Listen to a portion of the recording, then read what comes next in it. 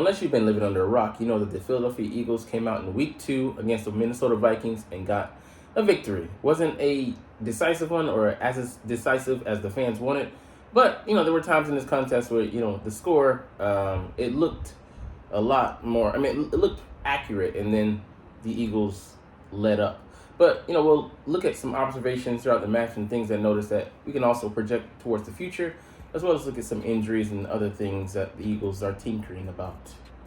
What's up? It's your boy Citron coming back at you with another analysis video. And I kid you not, it's my real name. Yeah, got that out on point. Got some healing today, some of my kids. Nope, I don't pay child support. It's not that kind of kid. But anyways, moving on to back to the Eagles video. We're gonna look at the first half, second half, and like I said, some other things are going on about. Don't worry about the wilderness. Anyways, first half observations against the Eagles in the Vikings game, or in the Eagles and Vikings game, I should say. Yeah, we're not gonna worry too much about those. We're gonna actually look at this. Jordan Davis taking a second-year lead. He wasn't a factor in the passing game in 2022, like I mentioned here, but he already has been in 2023, collecting his first half sack in the first game against the Patriots. And here, man, like he looked like a fearsome force. The swim move, like I said yesterday, he put on the guard, center, whichever one was, maybe a combo to split them and get to the backfield and force the incompletion over the middle from Kirk Cousins. Man, he made sure he got that ball out of his hands. And it was like seeing a guy at 6'6", 340 coming towards you, barreling down on you, and he should be able to move that fast and move that quick, is scary. And then on the sack, he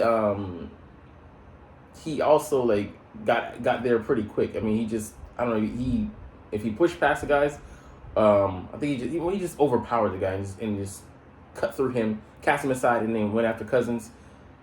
It was scary, man. And then even the follow-up, seeing him get up and move, make some moves after, he did not look like a 340-pound guy. He shouldn't be able to move like that at that size, moving at that speed.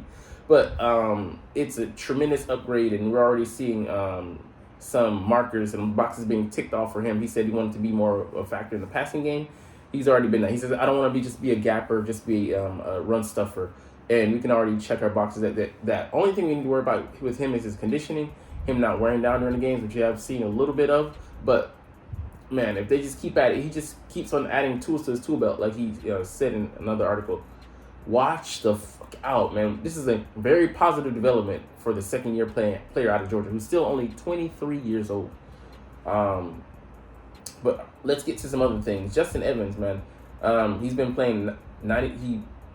He played 96% of the snaps against the Patriots, and he played a pretty high note here. But he's making impact via some turnovers.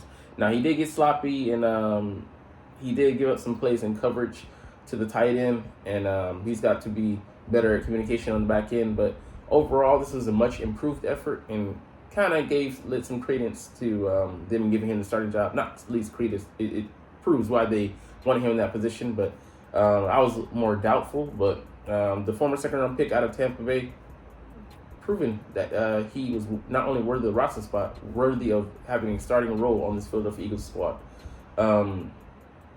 We know Jalen Carter's a monster. But yeah, Kenneth Gainwell relegated to Wally Pipp role. I don't know what that means, or zone. I know the name, but yeah, it's clear that he shouldn't be the RB1. And I'm not saying that, it's a Burgers franchise. Dallas Goedert growing as a blocker. When he first came into the league, it was like, man, this guy is inadequate. Seeing him be half man, half tight end, half fudge that. Anyways, is really inspiring to see that he really worked on his game, that part of his game, and shored up his weakness. We know that this guy is worthy of all the praise that he's getting and more, man. He's one of only 5 guys to have kicked. I think this number of multiple 60-yarders in his career. Man, what a pantheon to follow. All right, the lowlights, man. The red zone offense has to be better. The play on third down, the quarterback draw to Hurts, terrible play call. Why would you, we didn't air it out, and this is, for me, calls for pause, or calls for pausation. consternation. I haven't seen us. I mean, correct me if I'm wrong. Attempt any or many I would say at the very least many passes in the red zone. What's going on there? We have a 6'5" tight end. We have when we activate him, we don't have the guy yet. Albert Onoff, he's also 6'5", would make for a great double tight end set. But why not throw jump balls to Goddard? It's crazy that we don't use the weapons at our disposal. And yeah, I get we have some guys that are not as tall and whatnot, but there's got to be some plays that we can find that we can cook up, that we can design to play to the strengths there. I mean, I know that we're conserving plays. I know early on in the season we don't want to show all of our our tricks, and they were winning games in spite of instead of because of certain things. But it's got to be better. The red zone offense stinks right now. We're selling for field goals. We should be pushing for touchdowns, and that's got to get solved. But I know that they're working on it. They're in the lab. Yeah, the power runs. It just I want to see Hurts sparse it up, sprinkle it. I don't want them to pour in a whole heap of salt onto the food. Here and there makes it hit. The more sparse, and the more you sparse it out and the more you sprinkle it in there, the more effective it will become. Instead of trying to force the issue. Yeah. But that ball that he threw, and he's locking onto his targets. Jalen, I mean, it's not that he's not seeing the field. It's that he's really being stubborn. He's being like, I don't even want to say it's lazy. It's hyper focused on making things happen, and also going to our known playmakers. When the defense is dictating, you go elsewhere. And yeah, 0 carries for Penny. We got to find a way to work this man in. He's too talented for us to not, one, coach him up to the way we want him to play in our offense, and two, let his talent be showcased. The guy's talented. That's why he picked him up.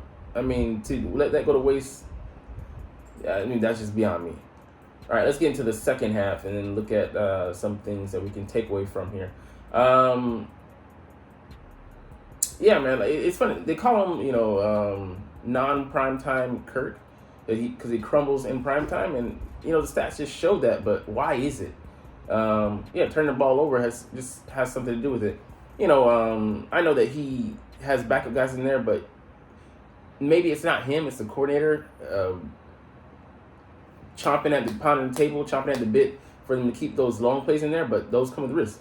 The longer the drop step is, the longer the duration you have to stay in the pocket to pass the ball downfield, the more risk you are for these players being disrupted. And his numbers didn't belie the fact that they were some empty stats, because at one point this game was 27-7, and for whatever reason should have been the opposite, but we took our foot off the gas. Like, what the f are we doing? The league should make you play more with reckless abandon, trying things, experimenting, just getting up in people's faces. Like, we didn't let Slay, and people say Slay got toasted. How is he supposed to cover Justin Jefferson like he did last year when he's off the ball, when he's not allowed to get in his face? And like a lot of the when he was lining up across man and he did get the catch on him, it was crossers. It was manufactured catches where he was creating, they were made room for him to get separation from Slay. Not that he just pulled away from him, or he's allowed to have a free release off the line of scrimmage, which a guy like Justin Jefferson, who gives you like 80 to 100%, he might vary the speed on his routes, but he looks pretty fast coming off the line, so he can create that separation, and he does a great job at it. And it's putting Slay at a disadvantage. But yeah, Fletcher Cox having a revival, looking like peak 2018 Fletcher Cox. Yeah, man, like letting him play 50-60% of the snaps, and not going above that 70% threshold, has really made him really stand out. And I like the way that they're conserving him because we're gonna need him for a playoff push if that's where we're going. And he's the elder statesman. He's the only guy with more than 4 years experience at D tackle right now. So we're leaning on him for a lot of things, not just for his play on the field, but his veteran presence. And I think the inside, he knows, like, at the end of the Patriots game, he, pretty much knew where things were going. Back-to-back plays, impact. Like pressure or sack, and then incompletion. It is what it is. We really rely on him for way more than what he brings physically on the field. All right, let's see what else there is. Gleam here. Zach Cunningham playing a bigger role with Nakobe Dean being out. Did he take his position, or is it Morrow playing in there in Nakobe Dean's position? I don't know which one it was, but they both stepped up tonight, and we're gonna have to make some interesting moves because it's the second time we've called up Aaron Sipos and Britton Covey from the practice squad, so we can no longer do that. They either have to stay on the active roster or get cut and then hopefully get put back on practice squad, I believe. Or I don't know. I don't think they can drop back down to the practice squad this year, so we're kind of stuck in that effort. But they look good except for that Britton Covey fumble. That was a big no, big mistake. He didn't secure the ball, trying to do too much. He's trying to break tackles. Like, bro, you're a crash test dummy Covey at that size. Take the yards that you got and go down. But yeah, Zach is knifing through there. He's recognizing plays. He is a veteran in this league. He led the league in tackles, I think, 2 years, 2019 and 2020. So he can really impact the run game and also the pass game. He may not have the best coverage, but he can recognize it on the screenplay. He recognized things and was able to blow that up or help blow it up. So guys stepping up, improving, their worth with our best linebackers because he hasn't yet to really prove it out there on the field definitively. In theory he is. But I would say, Zach Cunningham really does he really has shown up, so especially for a guy new to this team. But yeah, this is the thing, like this, feed into something I'm going to expand upon later. But I heard people mention it, but it just makes sense. Why are we forgetting the 2021 success, as well as at the heart of this team, what we should be, a run-based team,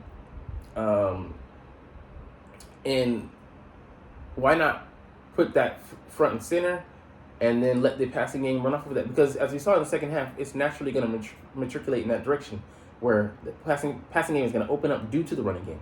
It's our strength. We get cute. Like Nick Sirianni, they love to pass. They fall in love with that. They have the Seattle Super Bowl syndrome, where they want to force the pass game to be the MVP. Let things be Aikido master. Let things come as they are. Whatever. But yeah, he was a star, undeniably. And I'm not saying we should give him that many carries because we want him to last over the course of the season. That being said, the guy is effective. Use him. Use that, and then build off of that to establish / use the RPOs, play action, misdirections, and then maybe even like some gimmick plays or dummy plays, trickeration. So there's so much we can do if we make that our bread and butter, and I don't see why it shouldn't be. All right, yeah. Josh Jobe, tough. Him getting caught up with Jordan Addison, that 60-yard touchdown.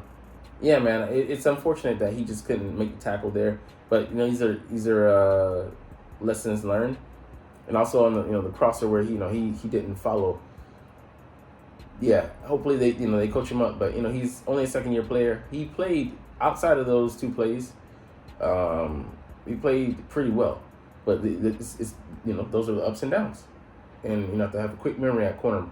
Flash memory, forget, forgive yourself and forget, and move on to the next play so you don't have that linger in your mind and affecting your play moving forward. But yeah, the pocket presence, Hurts has got to be better. Like I said yesterday, the lanes lanes that he went through last year, I don't know why he's not going through this year. I feel like he's trying to be more of a pocket passer hanging until the last second. But if you are going to make that move, go. And the way they're playing you differently this year, they did it last year some, but like I said, they're coming down and really containing, really holding their their lanes and not trying to rush too far upfield to give you just the easy lanes that you had last year. So adjust, adapt, look at it on tape, figure it out. Yeah, and Brown. That's it.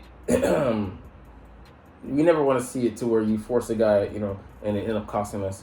I know they'll have a discussion, talk about it, the whole coordinator, the leader, but was good to see him interject himself after they were having a discussion, and then he'll come over there and say, "Hey, we got it, we got you. We want you involved in this game, but you want your start involved, and that's why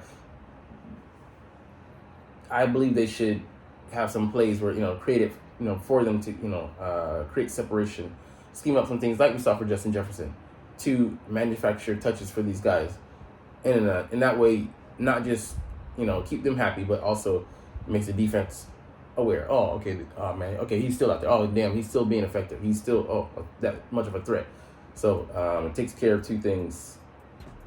But yeah, there was a play in pass interference to bang bang for us as well that we didn't have. So I like to see a fair game out there called. Even though it was a bang bang, it was too close in real time to call, and we had one like that go for us as well, where some guy got there at the same time. I think it was Josh Jobe, might have been Avonte Maddox, but on to some of those guys. We do know that the Eagles made some roster moves, and they cut Trey Sermon. He's on the IR, so I think we're gonna look for another running back. Boston Scott's in the concussion protocol. Gainwell's with the ribs, so we only have two healthy backs. Maybe look for somebody, and Trey Sermon won't be able to help us until week 5, I believe. So Rashaan Evans, that's another one I'm sad to see him go because he was such a solid linebacker backup. But I get it, we have to make moves in light of corner as well, because Avonte Maddox, if he's not going on temporary IR, he's going on permanent IR for the rest of the season. And it might be believed to be a pectoral injury, so we have to see how that shakes out. But he's just made of glass. And that's why we got the guy that's the backup corner, slot corner from the Colts, who runs a 4.2, fast guy, and good at returns. He's gonna be a return next year as well, but he's suspended for gambling, dumb move, until next year. And he can apply for reinstatement then, but because Avonte Maddox just can't stay healthy, man. We have Mario Goodrich. We'll see how he shakes out. I think he's an improvement over Josiah Scott, but he's definitely nowhere near Maddox. We'll just have to move with what we have, unless we can find a guy out there who matches what we need. But that's hard at this stage in the game. And also, linebackers still being thin. Do we make that Patrick Queen move? I would love for Howie to do that, to really solidify that middle and give us a playmaker there. But if not, then going into next year, I believe we have to target that position seriously, even if it was a second round. I don't think we'll ever spend a first round pick on a guy there, but we need to address that because it's a problem. It's a problem area because we don't have the requisite talent there. And I'm not saying we need two guys, just one guy. Just one guy. And then at Kobe Dean, I don't even think we're going to sign him to an extended contract because we just don't value linebackers like that. But cycle guys in and out, similar to the running back position. Maybe you don't pay guys long term, but you get them in for that 4 to 5 years, whichever you have them on, and then move on from there. Because that's the way you have to go with this team, with Jalen having, such a chunk of the cap with that $255 million 5-year deal. But yeah, we're going to get out of here with that, man. A little bit of a shorter video for me, but I know that you're not even watching though. It's all good though. It's all good because as always, I love talking about the Eagles. I love making these videos, and we're gonna have some interesting videos coming up this week, and going into the 26th. There's like 10 days until we play, maybe 11 for me. But anyways, like I said, enough from me.